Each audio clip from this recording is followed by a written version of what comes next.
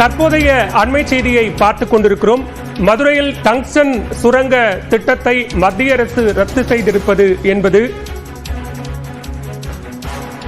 மத்திய அரசு பணிந்திருக்கிறது என முதலமைச்சர் மு.க. ஸ்டாலின் குறிப்பிட்டிருக்கிறார். இது தொடர்பாக எக்ஸ் தளத்தில் பதிவிட்டிருக்கக்கூடிய முதலமைச்சர் தான் முதலமைச்சராக இருக்கும் வரை தன்னை மீறி டங்ஸ்டன் சுரங்கம் அமையாது என உறுதிபட தெரிவித்ததாகவும், சட்டப்பேரவையில் ஒருமனதாக தீர்மானம் நிறைவேற்றினோம், மக்களின் உணர்வுக்கும் மாநில அரசின் உறுதிக்கும் மத்திய அரசு பணிந்திருப்பதாக முதலமைச்சர் மு.க. ஸ்டாலின் தெரிவித்திருக்கிறார். இனி மாநில அரசின் இசைவு பெறாமல் இத்தகைய சுரங்க ஏல அறிவிக்கைகளை மத்திய அரசு வெளியிடக்கூடாது, மாநில உரிமைகளுக்கு எதிரான சட்டங்களுக்கு அதிமுகவும் துணை போகக்கூடாது என எக்ஸ் பக்கத்தில் முதலமைச்சர் மு.க. ஸ்டாலின் குறிப்பிட்டிருக்கிறார். அண்மை செய்தியாக பார்க்கிறோம்.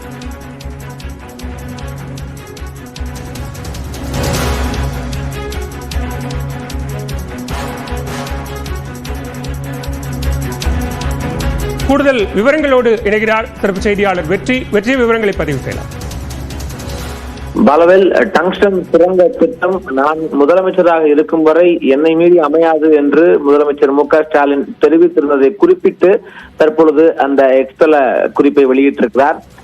சட்டப்பேரவையில் ஒருமனதாக தீர்மானம் நிறைவேற்றினோம், மக்களின் உணர்வுக்கும் மாநில அரசின் உறுதிக்கும் ஒன்றிய அரசு பணிந்திருக்கிறது என்ற வார்த்தைகளை பயன்படுத்தி அந்த வரவேற்பு அறிவிப்பை வெளியிட்டிருக்கிறார்.